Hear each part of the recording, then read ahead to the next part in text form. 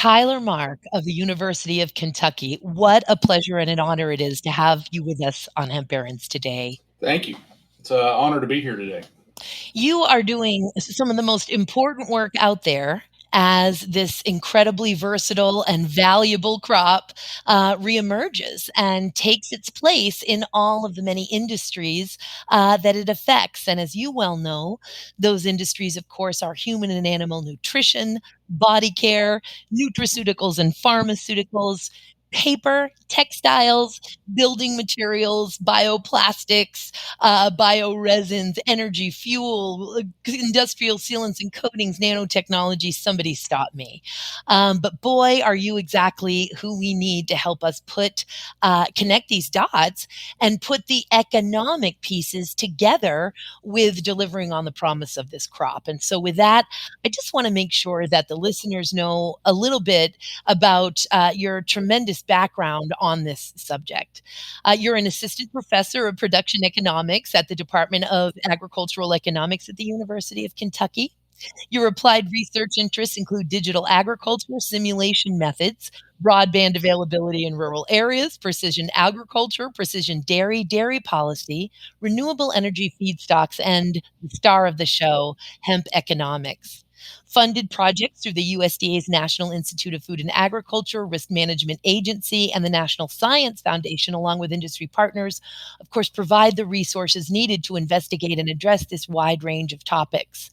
I know that your current and previous topics include factors that impact the profitability of Kentucky farmers, broadband internet's impact on precision agriculture data transmission, such an important topic, the economic aspects of hemp productions in Kentucky, dairy policy in the southeastern United States, and the development of the Kentucky economy.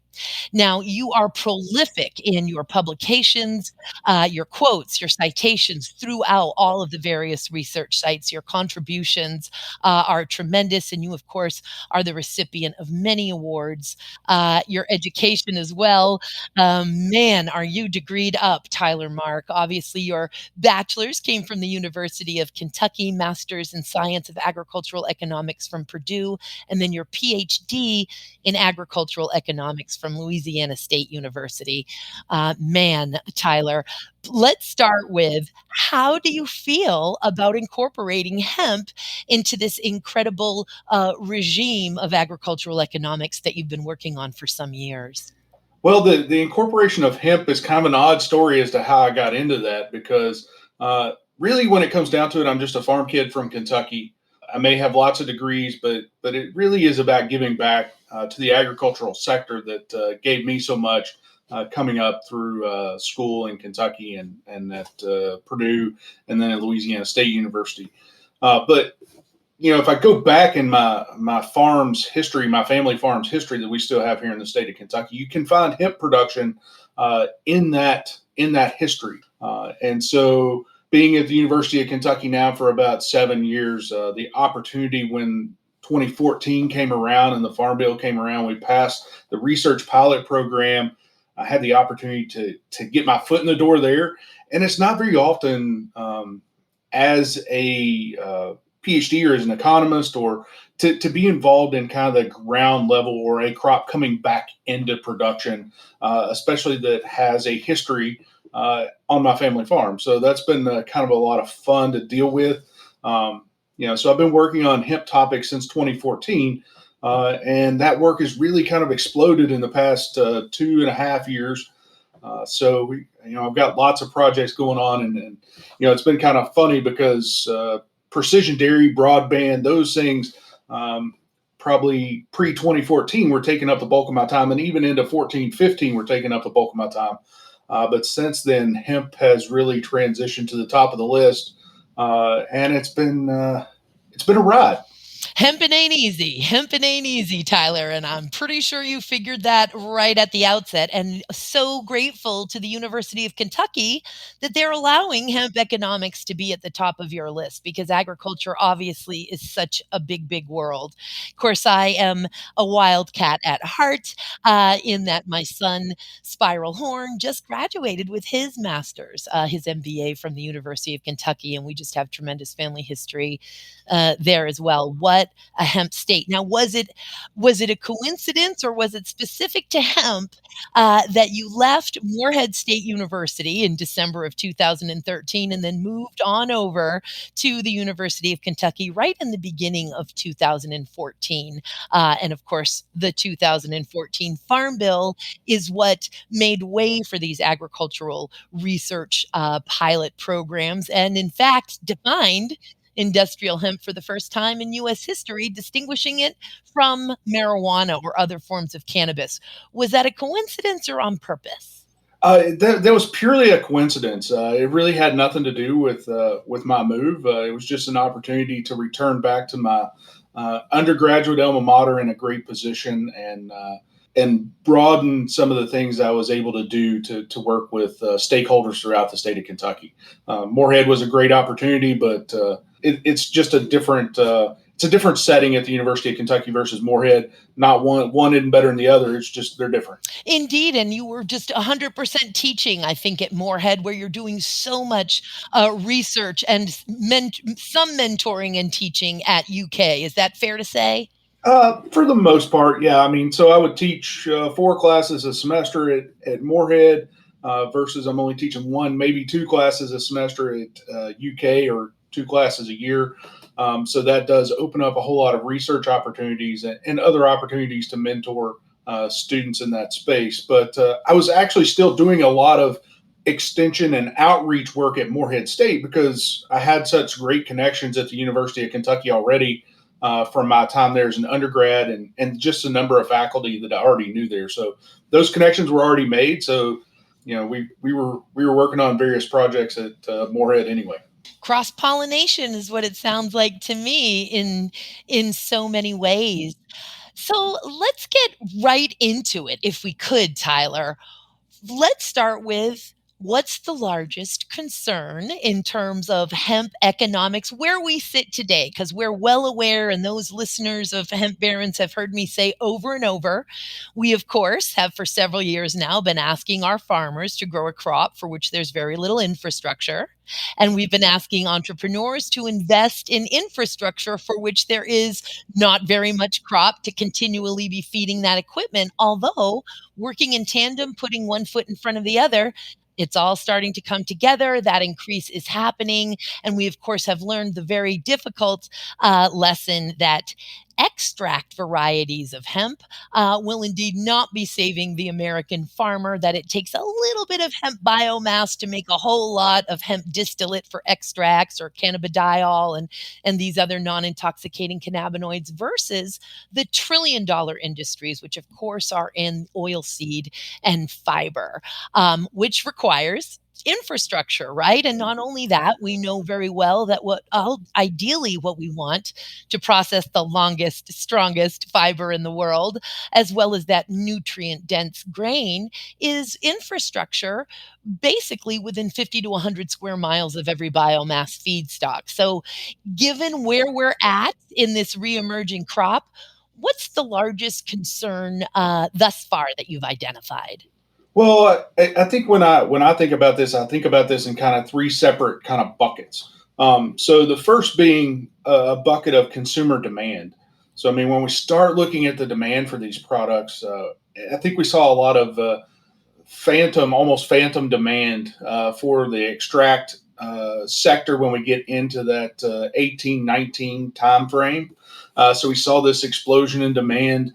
Thought we saw an explosion in demand. We exploded the number of acres. But I think what we're really finding now, and in some of my work, is that there's a whole lot of market confusion going on. So consumers really don't understand the difference between marijuana and hemp. And many consumers are not going to consume a product they think is marijuana. So there's lots of this market confusions. I mean, when we do like word clouds with like, what's the first word that comes to mind in hemp? It's marijuana, it's weed, it's Mary Jane, anything that's in that vein, and that's really problematic. And I mean, it goes even further when we look at some of the survey results we're looking at. When 40% of the consumers think that they get high as a result of taking CBD, that shouldn't be the case, and we shouldn't be seeing that in our survey results. So Those are a lot of education components that I think we really got to figure out, and the industry has to grasp for this really to move forward. Both, and I don't care if that's on the fiber side, the grain side, or the extract side. They've still got to figure that out for all that. That second bucket is really the infrastructure piece that you're talking about. And how are these industries going to develop? I was in a meeting the other day, and in the fiber side, they were talking about these mobile processing units. Well, mobile processing units are really interesting, but from economies of scale, to get to the types of costs that they need to get to compete with the cottons, the other crops that are out there, the other natural fibers that are out there, we have to think a little bigger than that. That may be an entry point, but it's not going to be a very viable point for very long. Part of that is a result of when you have these mobile processing units, you got to have access to probably phase 3 power. Well, not all farms are going to have phase 3 power. So then that changes where you got to put things. So, there are some co-op models out there that are kind of interesting to look at that could help build out some of that infrastructure. And then on the fiber side, I think at the fiber side, we've kind of done this field of dreams type scenario of we'll grow hemp and people will come just take it. Well, no, because we really need to work backwards from the end product, understanding what the tolerances, standards, those components are, and work backwards through the processing at the farm level, how we need to harvest it, and the genetics to match that whole supply chain up so that it flows through the supply chain and doesn't just, you have this product that isn't valuable really to any end use because it's just this hodgepodge of things. So I think we're really struggling there. But and then this third bucket is the regulation component. So, what are we going to do in terms of regulation? And I think to really get the infrastructure moving forward and to really understand the demand, we have to have the right regulations in place. So if the regulations aren't in place and people don't believe the labels that are on the products and have confidence in those, it's really hard to get them to adopt those products. It's also going to be really hard to get those large investors, your Coca-Colas, your Nikes, your Mercedes, those companies to make investments when they don't know the rules of the game that they're getting into. Those are the kind of the three big areas that I think a lot about, and we're trying to really move forward. And the other bucket, I guess a fourth bucket would be at the farm level of many people talk about growing all these products and all the products you can make out of it. But at the end of the day, these have to provide enough profitability to buy acres away from all these other crops that are out there that are options. We're not seeing that happen across the board yet.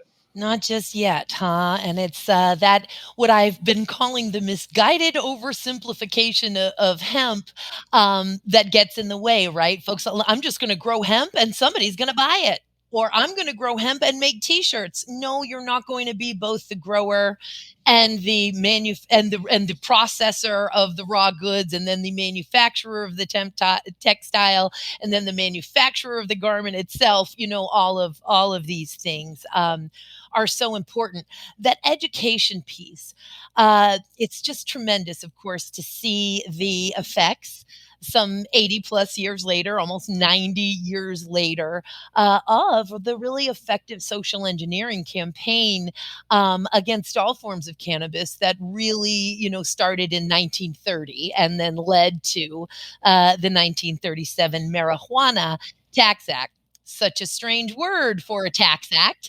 And it's so fascinating. I don't know if you've ever had the pleasure of looking at some of the National Archives transcripts from the three hearings that led up to that 1937 Marijuana Tax Act. Just fascinating to see the transcripts with Dr. Bob Woodward of the American Medical Association. And bear in mind, those three hearings took place after hours, not with due process. So, and having publicly testified myself, as you very well may have, I can almost picture Dr. Woodward sort of running in disheveled after hours, making it to this hearing that he last minute heard about, and throughout, especially that first transcript, saying, I'm confused why we're using the street term marijuana in these formal proceedings, and I would request that we would use the word cannabis in these formal proceedings. But he did not realize that he was but a small cog in a giant wheel that was fixing to roll everything right over. Because, of course, my belief is that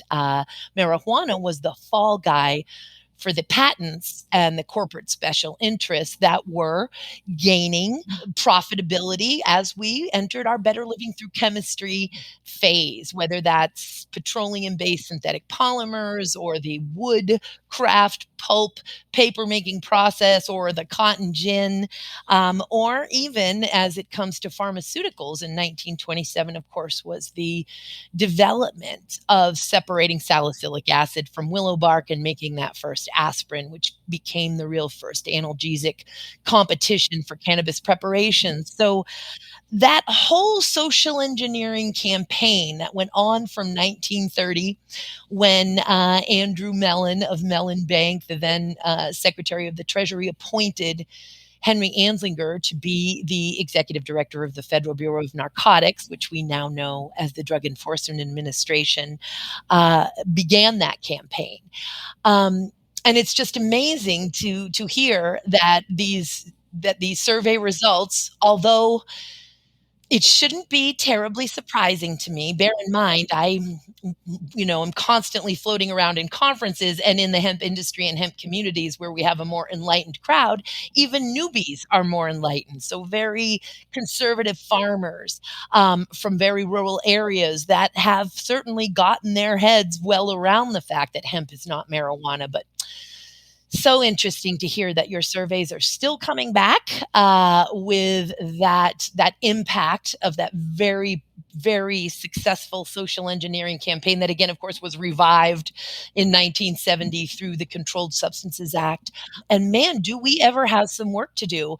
As you were speaking, Tyler, I'm thinking to myself, we need to fund a PSA, like a national commercial, like the got milk and what's for dinner.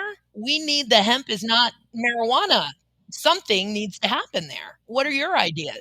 Yeah, I mean, I think we're going to have to work on it on that front. I think we're going to have to clean up the labels and understand what is actually in these products. I mean, so getting actual the human trial pieces done so that we understand what medicinal benefits and non-medicinal benefits are in these products. And I think we have a whole lot of education. I mean, if you want to look at the hemp grain side of things, now let's not say that you won't get any cannabidiols in your hemp grain because they're going to be on the outside of that. And when you press it, you could get very low residues in there, but those are probably well below any tolerances in that space that would be required. But we can't even get the feed grain side of this coin in here yet. And when you start looking at some of these different businesses, if you only have once you squeeze the grain, if you've got all this meal coming out of that and you don't have a market for it, that's problematic. You could turn it into protein and you've got some oils and all those fun things too. But you got to have markets for all these products and byproducts that come out of it. Same thing, on the extraction side. I mean, you extract it and you've got spent biomass on the backside of that too. That could have nutritional value in it as well, but we know we can't feed those yet. So we've really got to figure out how to get all these different components to where we can make to where they turn a profit, or not necessarily turn a profit, but at least generate revenue and are not negative when it comes down to the end product. So we got a long way to go there. But yes, we definitely have an education problem. Is it a national type campaign to do this? I think that's somewhat of a struggle too, because you have so many different groups still in this infant industry trying to figure out who is going to represent the group and where they're going to represent it at. So I think we got to get some of those consolidated down so that there's a common theme and story that finally plays out in this, and somebody to actually take the lead and run with that. There's some groups trying, and I'm not going to endorse any specific group, but they're working on it. It's going to move slowly. Very much so. And it's interesting. And just so our listeners know, of course, food versus feed, Very different words, right? We're talking ag feed for animals versus food for humans. And in terms of hemp grain or hemp seed, we call it grain, and it's fascinating. The grain people for years haven't wanted us to call it grain. The nut people haven't wanted us to call it a nut. It's a seed, but indeed, in the industry, we call it a grain. I am part owner of Colorado Hemp Works, which is our nation's first post prohibition grain processing facility in Longmont, Colorado. And of course, the FDA has deemed grain, hemp seed, hulled hemp seeds, hulled protein powder, hemp protein powder, and cold pressed oil or hemp seed oil as GRAS, generally recognized as safe for humans. So we're full on to be able to move forward with that industry now. Whether or not there's concern over intoxication in that industry, that's another thing, but that's moving forward. Ag feed, and we do lots of information. I'm not going to repeat for the listeners what they hear so often because we're constantly discussing, of course, that there isn't a single ingredient for a single species or subspecies approved yet for the hemp seed for ag feed. Moving forward ever so slowly with that. Totally different in the EU, by the way. Just amazing that the EU has basically just not, they don't have anywhere near the process that we have here with AFCO and the FDA's Center for Veterinary Medicine. But having said that, the supply chain is everything, and that really is your main point here. And not being able to use that meal, that seed cake, which is the co-product that occurs when we press that nutrient dense and omega 3 and 6 dense seed for oil. That's the co-product. Now, of course, we can take that hemp seed meal and create hemp protein for humans, but that market is not super huge right now. Whereas our oil presses run all the time, 7 days a week, but that seed cake piles up because while the hemp seed oil market is good, that protein market is still growing. And boy, if we could use it for ag feed, wouldn't that be wonderful? So it, Yeah, I mean, I think that's the ag feed's an interesting piece, but we've also got a whole lot of proteins that are coming into the human nutrition side too. I mean, if you look at the plant based meats, I mean, a lot of those are pea or soy products. You know, there is a potential for this to move into that space, but it's just not competitive in terms of cost to move into those yet. So, and I think that's one of those scale issues and the infrastructure issues that we've really got to get worked out to get this crop up to scale to bring that cost of production down to a level that is palatable for those types of companies moving into human consumption products there.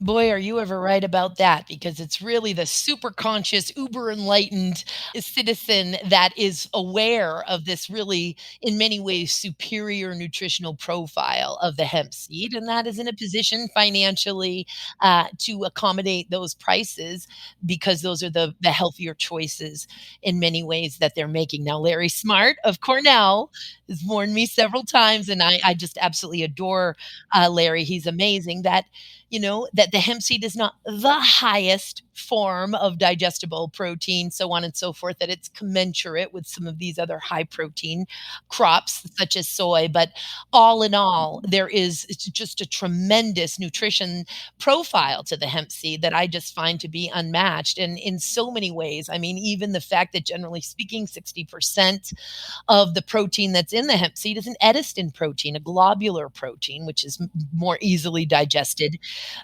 in our bodies than these more fibrous proteins, and doesn't have any trypsin inhibitors, which prevent our bodies from absorbing protein. It has that full amino acid profile, and it's the only seed and nut other than the raw pumpkin seed, is my understanding, that leaves sort of an alkaline ash in the body, promoting a balanced pH. So just a tremendous value, but consumer education and that price is everything. The drumbeat that I'm hearing you say, Tyler, and of course we know it well, but over and over it is hemp must be able to compete with the crop that it is displacing in order for it to take the lead. That is the bottom line, whether we're talking about dietary supplements, food, cosmetics, paper, clothing, plastics, all of it. Am I right?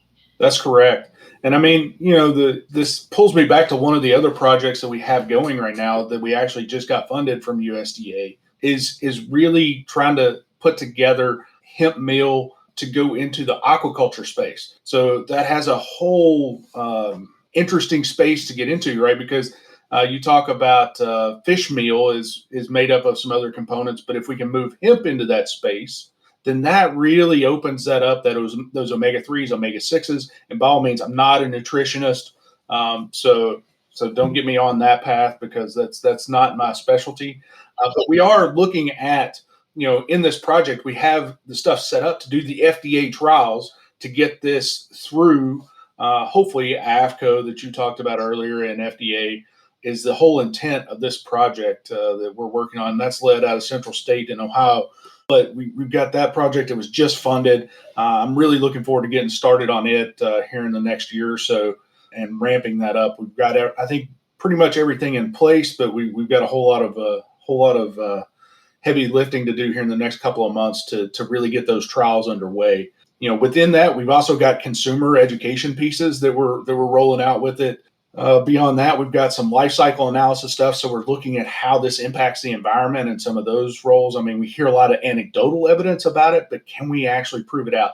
And, kind of going back to our early conversation as to what really helps to educate the consumers, I really think that part of that is also a huge output by the public institutions of this country and through the extension system within this country that has led to a whole lot of great work and innovative work being translated to the stakeholders across the country. And once you get some of those stamps of approval on these things, I think that really helps sell the message as well. And speaking of that, it really, our land grant universities and our public institutions are such heroes and heroines in this reemerging crop. Are you working with other universities? Oh, sure. I've got projects. We've got a cost of production survey that we're going to release nationally. So you're probably familiar with the NASS survey, the National Agricultural Statistics Survey that just came out that has yield and acreage to it. I was in the background helping with some of that. And we have another kind of follow-on survey to that we're going much, much deeper into the cost of production for all hemp producers across the country. That's another USDA-funded project, and that's with partners at Colorado State. So we're looking at that piece. I've got partners at the University of Vermont. We're looking at economic impact and how big of an impact this industry does have and can have, and trying to put out some basically open access tools so that people can utilize these tools, modify them for their region or their area, because we're only building them for Vermont, Kentucky, and Colorado, those states specifically right now. Working with the University of Georgia, University of Delaware, and Auburn University on a survey. That's part of that survey, the consumer survey that I was talking about, where we look at consumer attitudes basically and preferences for these crops. That is a monthly survey. We just started it in February of 2021, and it goes for 30 months. So, I mean, we've still got a long way to go for that, and we're trying to get a document out basically at least every quarter, and hopefully we'll get to the point where we can get them out monthly so that people can see snapshots of how the industry is changing over time in response to that. Then I work with the University of Maryland and Drake University in Tennessee, University of Tennessee. In that piece, we're really focusing on some of the contract pieces. Right now, if you're a producer in this brand new crop, the contracts, if you've seen some of the contracts that are in this space, there's really no standards to them at all, and they're just all over the board. And they vary so much by company, from one company to the next. And some of them just aren't worth the paper they're written on, to be honest. So we're really trying to get out some best management practices on that front. And that also links into the crop insurance piece that we're working on with that grant as well, because we know that producers are used to having some sort of safety net in there. Now we have the crop insurance through RMA that's out. There's FSA has their NAP program. There's also Whole Farm through RMA. So there are a couple of options out there, but they all pivot on you have to have a contract. Well, right now in the extraction side, a contract, you're probably not going to get a contract because there's so much surplus on the market. Your processors are just going to go out and buy what's on the market versus trying to put together a contract and have to technically owe somebody something. They can just go out and get it as they want it. But I think in the grain and fiber side, we'll see some of those contracts come along. But the crop insurance programs in those spaces are they're not providing much of a safety net. So how do we modify that to look at that? We're also looking at pricing. We've got a small, how do we price this stuff? Right now, we're pricing it from a biomass standpoint of dollars per percent CBD. Well, what about all the what about all the other cannabinoids and terpenes that are in that? They have some economic value, but we don't address those. On the grain side, we have pricing it at $1 per pound. Well, that would be like $1 per bushel of corn, but there are some oil characteristics in there that probably should be accounted for as well. And what should you get a premium for better oil or not? Fiber side, the same thing, because there are the fiber quality is this variety being grown for the bass fibers or being grown for the herd fibers? How is the retting done? Because that totally changes the spectrum of quality across that. So we're looking at some of those. We've also got a small beef study here at the University of Kentucky looking at feeding CBD and some other products to the beef animals. Now, I will tell you that these are very, very small studies, so they're not big enough studies to get into the FDA protocol, but they're pilot scale, I would say, so that we can then spin those into much larger projects that would hopefully then have ramifications for FDA and getting these feed ingredients put together. And then the project I was talking about on the aquaculture side, that's with Central State University, Kentucky State University, Mississippi State University, University of Delaware, and the College of Menominee Nation. So we've got a whole lot of pieces going on across the country, and trying to partner with really good places to do that. I've been extremely lucky to have support from USDA. And I will put a plug in here for USDA. I don't know that I've ever seen them move as quickly as they've moved on this crop to try and provide infrastructure, or not necessarily infrastructure, but research to start looking at what these infrastructure needs are. And I think there's probably more coming on that front too. I do too. No, it is absolutely tremendous. We're so blessed and so grateful for the changes that were made to the USDA's interim final rule. I really feel like we have a fantastic colleague and partner in the reemergence of this crop with our federal agricultural officials. No doubt about that. Can you tell us, it's just amazing as much as I am very well aware of what we're going through with approvals for ag feed, I had not even thought about the fishes. I mean, we talk about every kind of species, including companion animals, of course, and dogs and cats and horses that we basically don't eat, but I do not recall the fishes coming into that. So basically what we're saying is we also need approval to get hemp into the fishes just like we do every other species. Yeah, we do. But the interesting part about the aquaculture space, and especially we're working with rainbow trout, is we can really change. We think we can really enhance their omega profiles and some of the other profiles, and that gets into that nutrition space. We think we can change those. It also relates back into bringing back some food sources that our traditional tribal nations and even a lot of other parts of the country would have had access to that may not have access to it now, just as a result of there's not a whole lot of rainbow trout production, or it's not as widely spread as it used to be. So that's another really interesting facet of this project. So So much so. And I was also thinking, of course, as you were talking, I mean, we don't even have a grading system, of course, for hemp textile fibers or really anything. correct. No, we don't have any standards yet at that point in time, or at this point in time. I think that's something that will come, but it may need to come a little quicker than many people are thinking about. And and when we talk about, of course, the different groups, and I look at ASTM as well, of course, American Society for Testing and Measurement, I believe, but just known as ASTM. They, of course, are taking on really tremendous work through that D37 cannabis committee.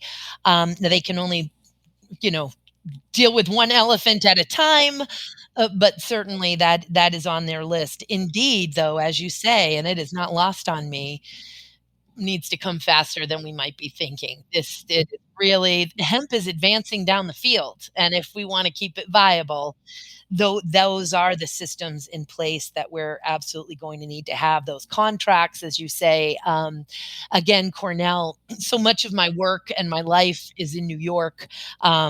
I don't live in New York any longer, but I absolutely love it.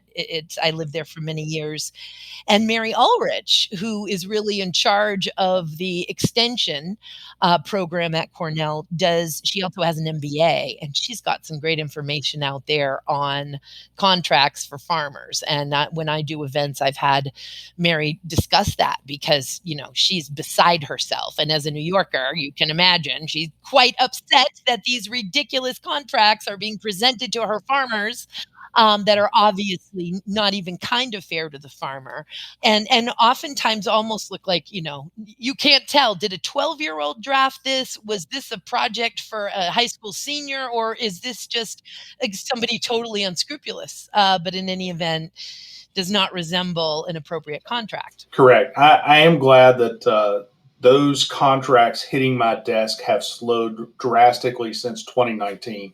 And the stories of people calling my office about this and quitting their job and investing their life savings in this. So that was a scary a point in time there when I was getting those calls. And I will say, you talked about Larry Smart at Cornell, and we're putting a lot of pressure on him too in his breeding program to really think about how we get the genetics right in this space.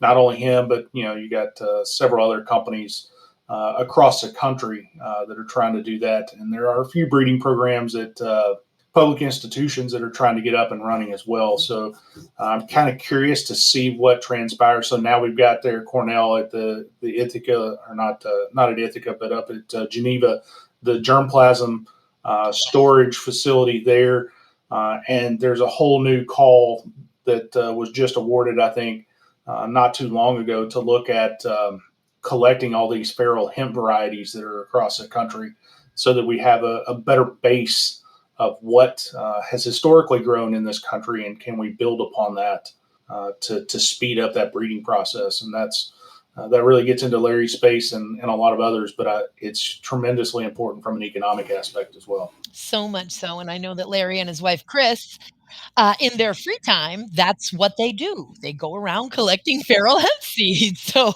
you're either doing it while you're working or you're doing it while you're on vacation. Boy, once the hemp bug bites you, you are bitten. And I'm wondering, have you been bitten, Tyler, by the hemp bug? I love working in the space. I'm not necessarily a huge consumer, to be frank about that, but I love working in the space. The people are extremely energetic and passionate. Sometimes passionate to a point of, I don't know that it economically makes sense, but if nothing else, they inspire me and bring great questions. Right? They're always questioning everything, and I love that. And they're a great source of research questions for me that have gotten asked. So I look forward to, once some of these companies get a little better established, to actually have enough cash flow and research R&D arms to be able to do some of this other work. I think right now that the industry is still so in its infancy that there isn't enough money out there for them to also undertake R&D, working with somebody else, third parties, to validate a lot of this stuff. And that's part of the other story, a piece to the other story about getting this crop into the mainstream too. So key, so important. And again, and so important that we've got the support of so many universities, such as the University of Kentucky, of course, has been taking the lead since 2014, and from the USDA, as we mentioned before. Now, another topic, and you've mentioned it before in one of your responses, and I just wanted to pick up on it, and that is, when you say labels, people want to make sure they're not getting high, and basically you were speaking of extracts, dietary supplements, and to some degree even cosmetics. My nana, may she rest in peace, I was constantly giving her CBD solve, and of course she was just afraid that that was going to go through her skin and get her high. So even from that cosmetic perspective, but if we could talk a moment about something we didn't see coming, Although I suspected it might happen given the tremendous expansion of the definition of hemp that we enjoy and was passed by the US Congress in the 2018 Farm Bill, which of course expanded the definition of hemp to include hemp's derivatives, extracts, cannabinoids, compounds, isomers, salts of isomers, and and of course, most of us are well aware that the congressional intent in expanding that definition and in liberating hemp and all of its parts and compounds from the unjust shackles of the Controlled Substances Act, the intention was naturally occurring. The intention was non intoxicating, but those two words, non intoxicating, naturally occurring, didn't make their way into the statute. And we've got this thing called Delta 8, these various intoxicating isomers of THC. There are, when we, for all of these years, of course, when we've been saying THC, we've been meaning delta 9 tetrahydrocannabinol, a specific tetrahydrocannabinol, of which there are 31, arguably 32 now. But as science and law and the industry is reemerging and taking root, we're starting to realize it's very important for us to now specify what tetrahydrocannabinol we're talking about. Well, thanks to the US Congress, who again intended for naturally occurring, non intoxicating cannabinoids to be liberated, but didn't specify that, we now have intoxicating isomers of tetrahydrocannabinol, such as Delta 8, entering the market and derived from hemp. But the key piece there is Delta 8 tetrahydrocannabinol, which indeed is an intoxicating cannabinoid, it exists only in infinitesimal amounts in the plant as it naturally occurs. There's no commercially viable amount of delta 8 that's going to naturally occur. What's happening is people are taking their CBD, which is either about to go bad or not, and converting the cannabinoid, synthetically converting the cannabinoid to delta 8 THC, which has its own issues, particularly with the FDA and with the DEA. The DEA still considers synthetic cannabinoids or synthetic tetrahydrocannabinols, I should say, to be scheduled substances. The FDA does not consider synthetic botanical constituents to meet the definition of a dietary supplement. And the FDA certainly does not consider products that are being marketed for their intoxicating value to meet the definition of a dietary supplement or a food additive. Yet we're seeing these Delta 8 products just prolifically enter the market. They are intoxicating. They are being made available to children. They're being marketed for their intoxicating value. They're even in some cases with these unscrupulous or ignorant sellers being marketed so that they're attractive to children in their packaging. That's causing some issues. You may not want to provide us, but if you would, with your personal opinion, what are you thinking about this Delta 8 stuff, mister? Well, I mean, in terms of the Delta 8 stuff, I think it adds to that market confusion that's going on. And it only proliferates those components. That was going to be my comment is that you said commercial. I would say there's no economically viable process or amount that's naturally occurring in these plants to make it viable. However, I mean, when people are confronted with obstacles, we are great at coming up with ways around, and they'll continue to do that, until the regulatory body steps in and actually does that. I think one of the bigger detriments that I see, well, two big things. One thing is if it does actually hurt someone and that becomes part of the story, I think that sets this crop back even further. So trying to find a way to self-regulate that or label that or trying to get that under control, I think is one piece that this industry really needs to think about, because that's not only going to impact the cannabis or the extraction side, it's also going to impact the grain and fiber side. It's going to ripple through that.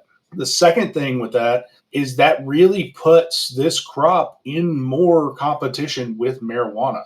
And they are under a completely different regulatory tax banking schemes than hemp. And we could play that out, and now we both end up in the same place.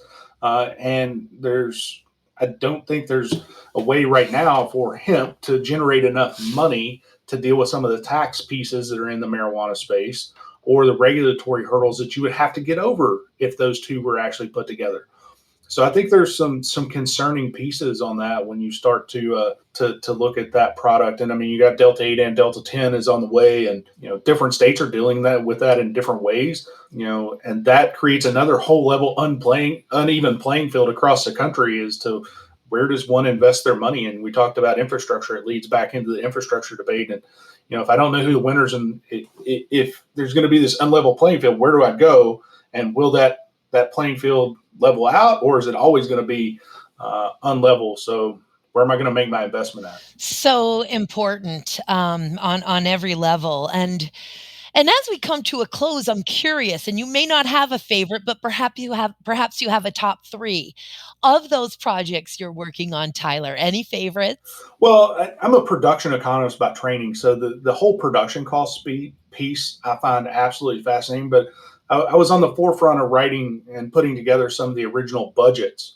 for this crop. Not necessarily. I'm not saying I'm the first one in the country to do it, but we were among the first, and we have been the backbone of a lot of other budgets that have been created at universities across the country. So, and I get lots of comments on those from people across the country. So that's been a lot of fun to see that feedback. So that's been a lot of fun. Consumer side is not one that I typically work in, but the consumer piece is fascinating, and then the regulatory component is just it's pretty amazing to see, because when I not only was hemp grown on my farm, but I grew up in a tobacco space as well. So, and when you start talking about regulation and how that impacted that industry, that was pretty fascinating. And I think this crop is going to have some fascinating regulatory history to it as well. I mean, there's no other crop that any other producer has to worry about passing a THC or a threshold there before it even becomes if it passes that, it becomes an illegal crop and now has zero value, and no way to recover from that. Those are kind of the 3 areas that I really like looking at. I think once we get into this aquaculture piece, that'll be a lot of fun. But I'm still trying to get my feet wet, so to speak, in the aquaculture space. No pun intended there. And so many puns in the hemp world. Well, Tyler, we're so lucky to have you in hemp. UK is lucky to have you, and we're so lucky to have UK. Cannot thank you enough for your dedication to this work, for your passion for this work, and for all that you and the University of Kentucky do. I can't wait to have you back on again, especially as some of these surveys start really moving into to a more mature phase. Tyler, thank you so much for being with us today. Yeah, Joy, thank you for the invite, and by all means, reach out to the University of Kentucky, reach out to me, look at our industrial hemp webpage. If you have questions, we're there to help answer those. So excellent. Thank you. And all of that information will be available in this episode at PodConX.com. That's www.podconx.com at The Hemp Baron Show. Thank you again, Tyler.